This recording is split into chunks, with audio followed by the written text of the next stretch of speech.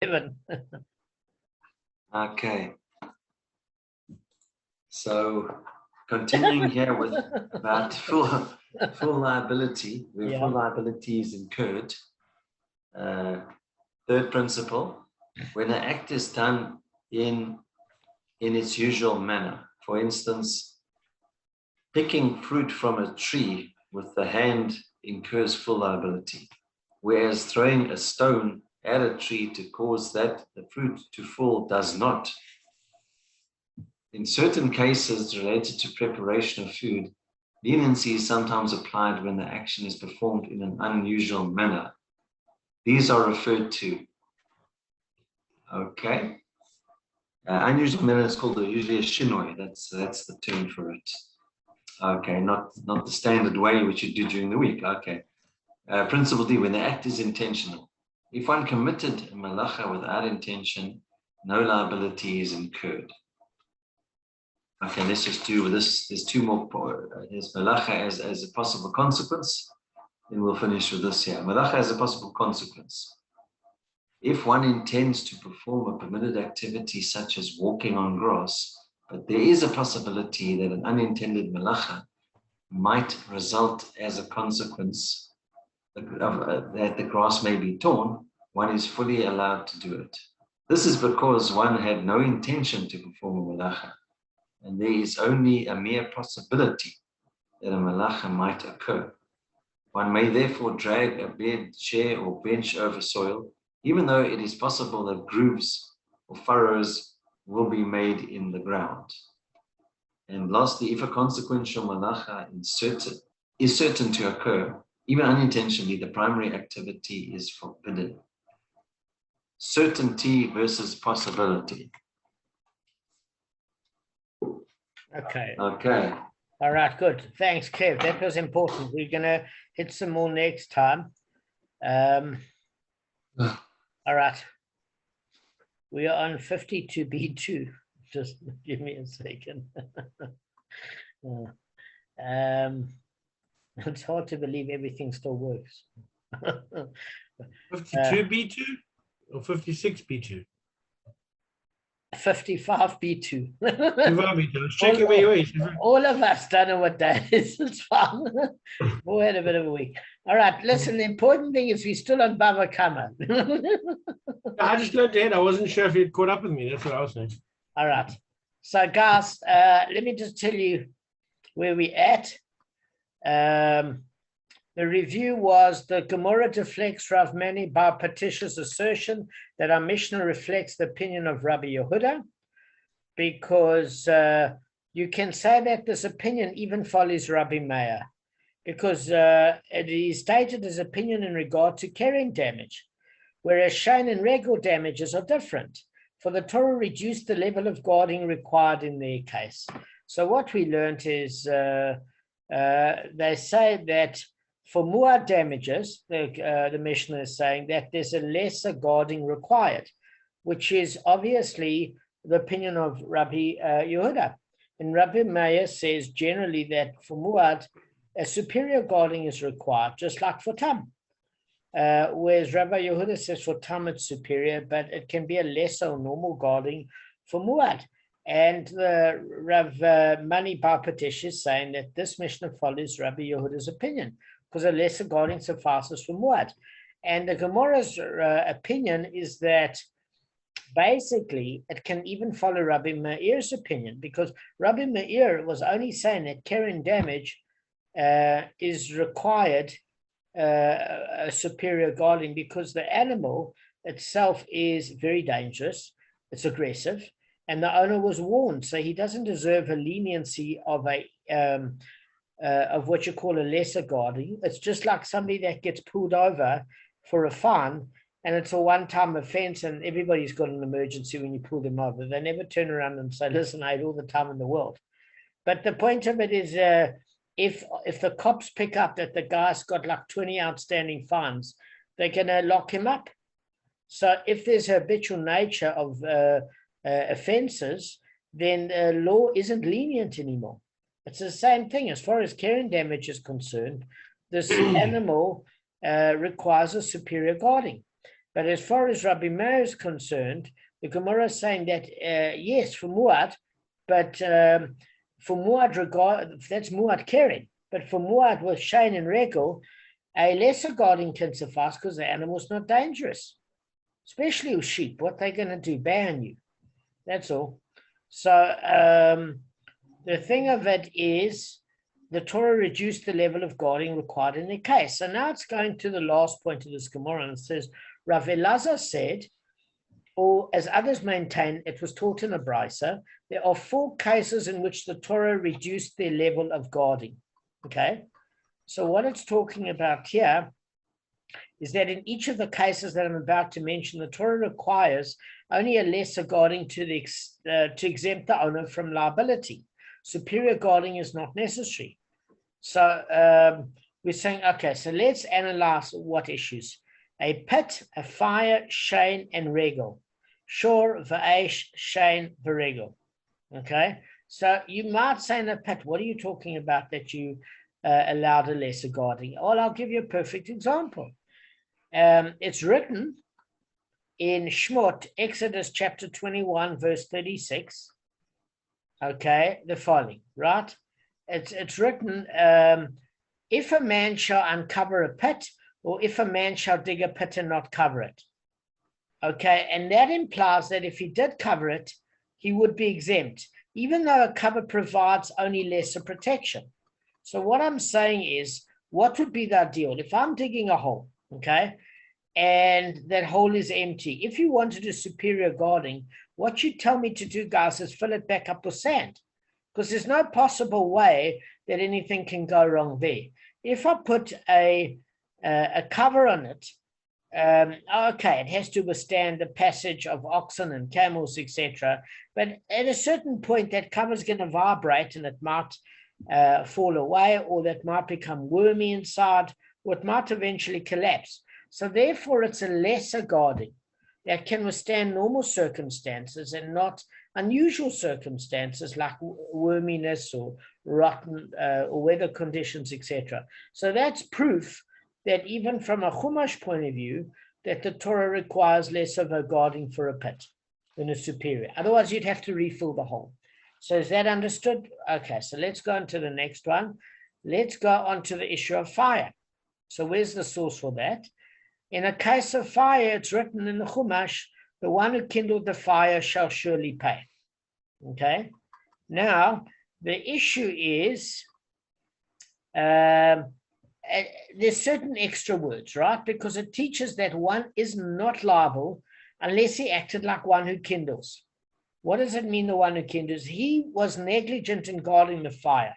In other words, it's almost equivalent to me saying, I created the fire in my property, right?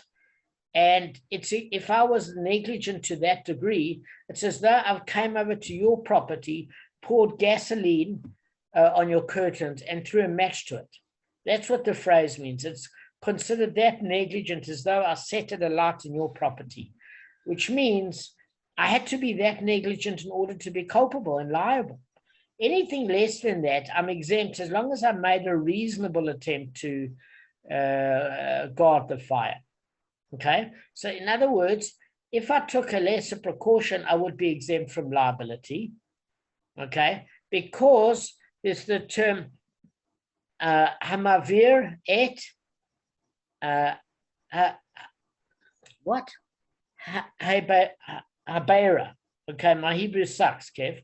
Sorry about that. Let's see the text. Listen, I can't even let me do it in a second. Hamavir is the weather.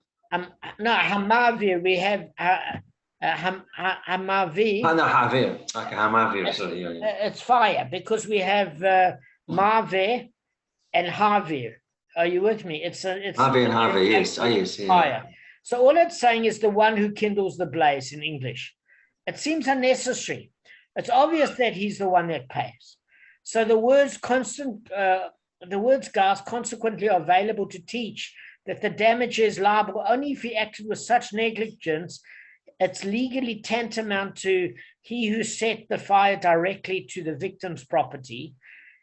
Hence, one who acted negligently by failing to even take ordinary precautions against the spreading of the fire is liable. So what does that imply? That if he did guard its fire, even in a lesser manner, he would be exempt. There's no need for a superior guarding. Okay? So what does that mean? Is that you have to have some form of fire retardant around the area. You've got to make sure it's a normal wind, but you don't have to put it in you don't have to have to go to crazy lengths.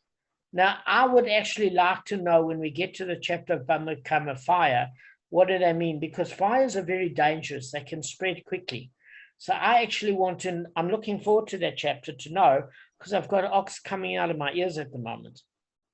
So I'd like, and we've dealt with pits and falling in and falling out and building, and it'd be nice just to see what the fire issue is in Hamave, okay? So now there's one extra case. It says in the case of Shane and in the case of Regel, a lesser guarding is required. How do we know that? Because Rabbi Meir, the Gemara is saying even Rabbi Meir would agree with Rabbi Yehuda in that case. For Shane and Regel, a lesser guarding is required, but we need a source for it. So I'm just going to tell you what the source is. In the case of Shane, it's written in the Chumash, and it consumes in the field of another, okay? Which is in Shmot chapter 22, verse 4, okay? If a man will lead an animal to a field or vineyard, and he sends forth his animal and it consumes in the field of another. So in other words, the Gemara is going to show that the words v'shilach, and he sends forth, from the word like shaliach. You Chabad people have shaliachs, they're messengers. They go around the world and they do kiruv. They're called shaliachs because he sends forth. They get sent forth to different parts of the world. So how does that have to do with Regel? It's because how do you get from A to B? How do you get from A to B, guys? You have to travel, you have to walk. You're either on an animal, but then your animal's transporting you, so the animal works. So the messenger refers to Regel, okay? And then you have the word Javier, and it destroys, and that the word consumes refers to shame, because you eat your food, you process it, you destroy any remnant of what it looked like before, especially after you do a number 2. So the Gemara is going to go through it. So all we're saying is that there's one verse in the Chumash, Exodus chapter 22, verse 4, for both Shane and Regel, it's the same verse. Does that make sense? Gav, do you remember we did that in the third daf? All right, I'm just going to share the pasuk in a sec. Let me just see if I can. Oh, no, the software won't allow it, sorry, since load shedding, apologies. But I'm just going to read it 1 sec, and then we're going to move on quickly, okay? Shmot chapter 22, verse 4, if a man will lead an animal to a field or vineyard, and he sends forth his animal and it consumes in the field of another. So sends forth is the Regel part, his animal, and it consumes, that's the shame. That's the eating part as a main category. Are you with me? All right. So it was assumed in the previous exposition that the words v'shilach, and he sends forth, and uvier, and it consumes, refers to Regel and Shane respectively. So we need a brisa to corroborate this. We've dealt with this already. It was taught in another brisa. Scripture states, and he sends forth v'shilach, and that refers to Regel. Okay, and similarly, there's another verse that states that sends forth. So it's it's a different tense. Okay, mishal lechai, the foot of the ox and the donkey. So obviously, if we're saying sends forth and the foot of the ox or donkey, the word foot is Regel. Does that make sense? Guys, that's what's actually doing the walking. Can I move on? Does it make sense? Good. Okay, so it connects the word that sends forth the foot and the ox of the donkey. Okay, so if you have a look, that is in a different section, because that's in Isaiah, okay, because chapter 32, verse 20. So that verse basically describes the abundant harvest that will be reaped by those who practice tzedakah. So the harvest will be so vast that oxen will be needed to thresh the grain, and donkeys will be needed to carry the grain in the house. So carrying the grain in the house is with the feet, and then threshing the grain is with the foot to crush it. So that's obviously regel, okay? Now, the word vashalach literally means he sent, because that's referring to an animal that tramples the field of another. So the problem is that word also contains negligence, guys. Why?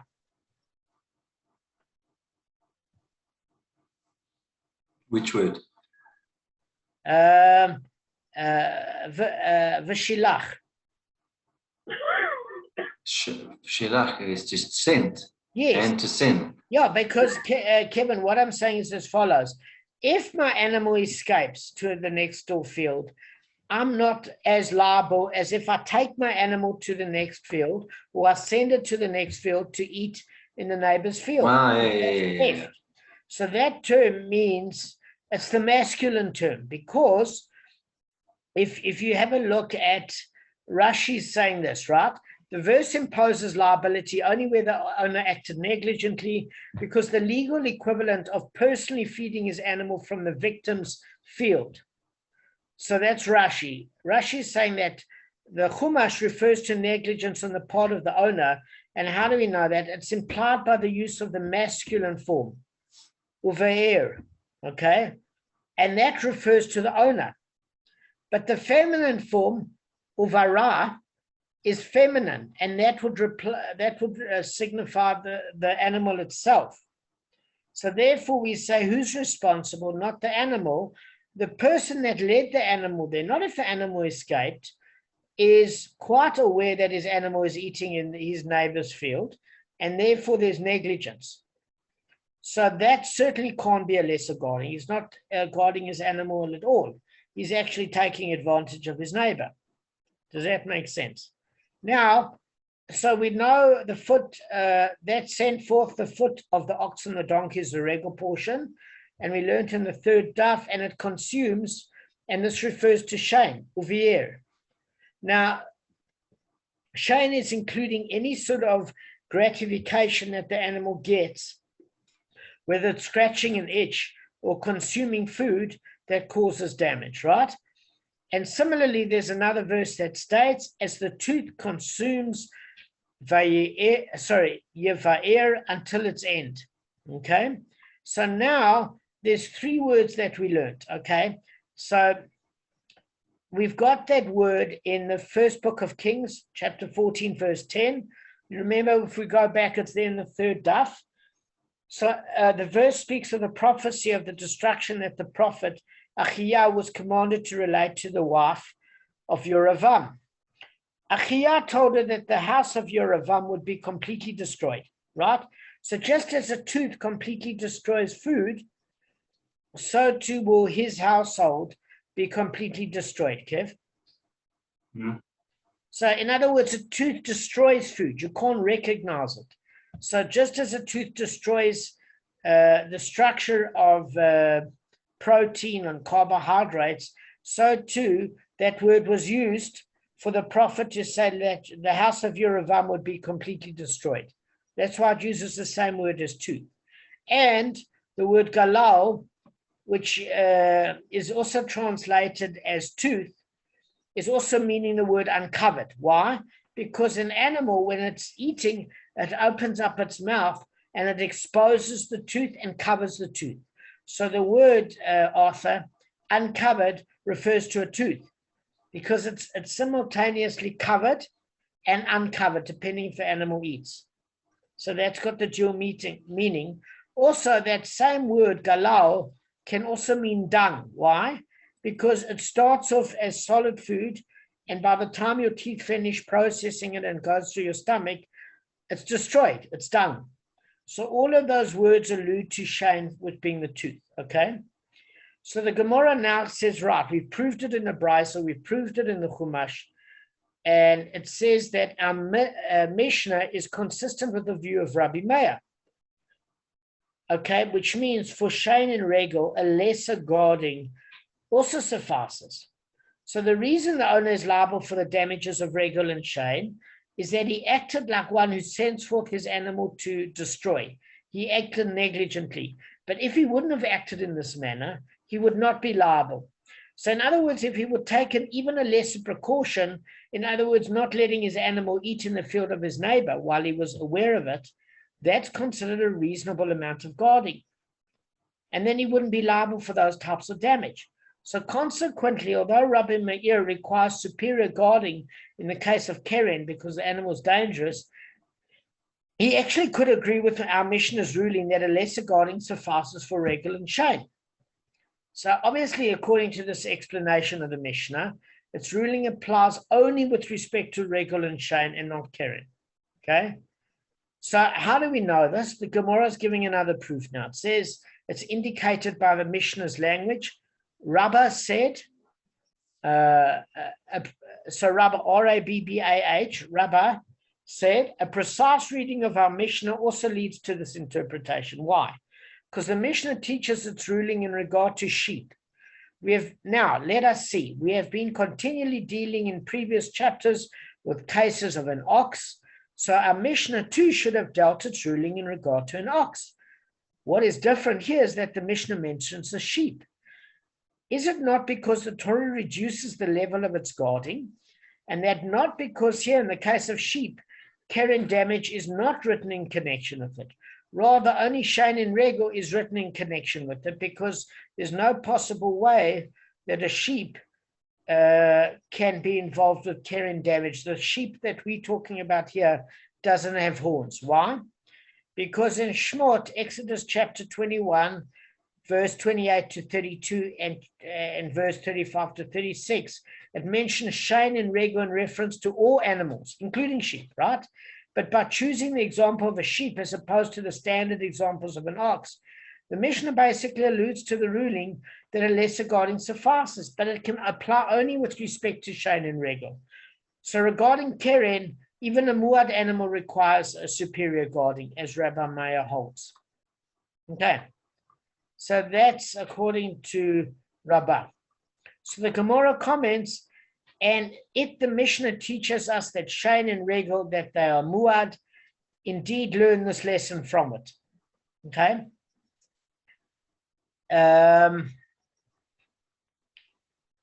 So it mentions here in one of the commentaries that there's two things, that the animal is dangerous, but the owner himself was negligent because he violated proper warnings given, and therefore he doesn't deserve the kindness of leniency of lesser guardings. He knows the animal is dangerous.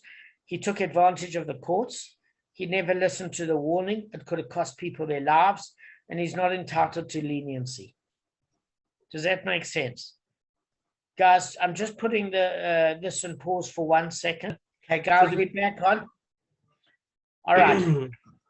So we're making good progress. So the Gemara basically ends off and says, and the Mishnah teaches us that Shein and Regel, that they are muad, you can do a lesser guarding. Indeed, learn this lesson from it. Okay. 55b4, we're flying here. Okay.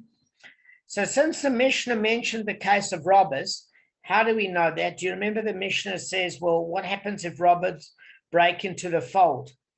Then the owner of the sheep is not liable because he made a decent enclosure. Okay. So now we're on the case of robbers. So it was taught in a brisa, Rav Yeshua said, there are 4 cases of monetary loss for which the perpetrator is not liable to pay under the laws of man, but he is liable to pay under the laws of heaven. In other words, the court cannot exact payment from him, but unless he makes restitution, he's liable to heavenly retribution for intentionally causing his fellow monetary loss. Okay, so that's in Talmud Yerushalmi in Gittin 53a. So basically, he's not off the hook. He might have got away with it in Sanhedrin or Beis Din, but Hashem knows. But you can't, there's certain things that a person can get off on a technicality. We see it in court systems today. Especially, it's much more difficult today because you've got DNA testing, you've got surveillance cameras, you've got such good surveillance that you can hear a snake fart in Egypt. It's that good. But all you need is electricity and you're fine. Yeah, well, Arthur, we're not talking about South Africa. I'm talking from Israel. That's their surveillance equipment. They can't keep the lights on here. So we can't take South Africa as an example. What do you mean technology? We're using bonfires and gas. All right. So don't depress us any further off. We know Israel's better. Okay, so listen. So it was taught in a Brisa, Rabbi Yeshua said there are 4 cases of monetary loss for which the perpetrator is not liable to pay under the laws of man, but is liable under the laws of heaven. They are one who breaches a war before his fellow's animal. Now, why is he off the hook? Well, it's very, very similar, okay? Because most of these cases where you get off the hook is it's saying you're doing the damage indirectly, grammar, according to Benazikin. That's according to Rashi. So it's not direct damage, okay? And therefore, Rashi actually says that there's some Tanoim that hold you responsible for indirect damage, but most of the other Tanoim agree that there was no such liability. So Rashi doesn't agree. He said there are opinions that say that for, Kevin, you falling asleep? That for indirect damage, you're liable, okay? For indirect damage, you're liable. Rashi says there are some opinions, but most of the Rabbonim seem to say, the Tanoim, it says, according to all other Rishonim, all Tanoim agree that there's no such liability, except for Rashi. It says some Tanoim think there is liability for indirect damage. So whenever you're off the hook in earth, but not in heaven, it's for indirect damage. You can't prosecute. So let me just explain to you. Say somebody breaks in, robbers, and they steal things, and by them creating a hole in the fold, Kevin, they're creating a hole in the wall, the sheep escape. Why can't you prosecute them? Wasn't intentional. Correct. Well, they never led the sheep out. They'd have to physically lead the sheep out. Okay. Because then they're creating what you call a kinyan. Not a kinyan. You can't steal something and then own it by providing an act of acquisition. But we say in the minute he personally gets involved and touches the sheep as if to push him out, he's then accountable to compensate the owner for the loss. Does that make sense? But he has to actually provide some sort of a kinyan. But if he just lets the animal out, and that wasn't his direct intention, he gets off the hook. Okay, so we'll go back to that. Okay, and then you've got a second law. They are, that was one who breaches a war before his fellow's animal. Then one who bends his fellow's standing grain towards a fire. What we're saying there is that there's 2 ways to do it. We're not saying that there's a fire there at the time, because that's direct damage. We're saying you can see a fire is approaching, and then you put the stack towards the fire in harm's way. It's only a matter of time. That's indirect. At the time, you're not directly pushing it in the fire. Does that make sense, Kevin? That's why you're off the hook, because it's indirect. As far as that's concerned, we understand. And then one who hires false witnesses to testify. Okay. Now, you can't prosecute. What if you say to me, the question is, but we know about Eidim Zimmerman. They can be punished. What do you mean that one who hires false witnesses to testify is responsible in Shemaim and not on earth? We know that from Eidim Zimmerman, Kevin, from conspiring witnesses, that if they're caught up, they can be punished. So firstly, that's the witnesses themselves that are lying, but the person that paid them is off the hook on earth. Why? Because it's indirect. It's like you hiring somebody to kill somebody. The guy that pulls the trigger knows Hashem has told him not to do it. Therefore, there can be no agency through transgression. Therefore, the person that provided false witness can be falling asleep. Hmm? No. You can you give me 6 1 minutes second. to stand up? 6 minutes. You're nodding. I don't mind, but I'm saying. No, I'm Gab, is tired. he I nodding also or went what? from a run. No, I That's don't blame fine. you. You want to stand up for a minute? No, it's fine. It's just a brief second. A few minutes ago as well when you said that. Yeah, okay, that's fine. It's like load shedding. A brief say, Arthur, stop clowning around. All right. So just again, one who hires false witnesses to testify, he's hiring the false witness like a hitman. The person that's actually killing the person or providing false testimony can be punished by the court of law, but not the person hiring. And one who knows testimony beneficial to his fellow, but does not testify on his behalf, because he hasn't actually said anything wrong. The problem is he hasn't said anything right. A Jew loses money because he refuses to testify when he could have saved his fellow money, but he didn't actually transgress anything. He just failed to stand up for his friend in court where he could have helped him. Oh, you're also falling asleep. Do you want to end now, Gus? Or are you clowning? Let's use the time. It's fine. We've got 5 minutes left. So, I'm all right. exhausted, bro.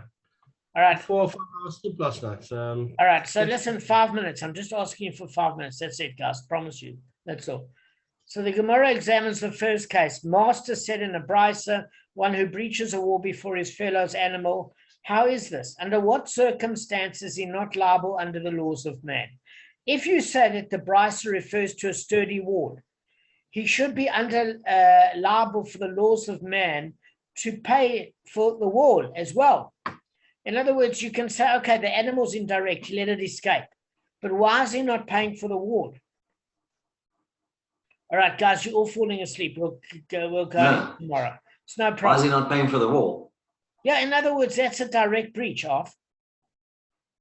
Guys, I can see you all falling asleep. Guys, love you lots. See you tomorrow. It's been Damon, cheers. you still gonna eat, so I'll contact you after I eat, okay? Yeah.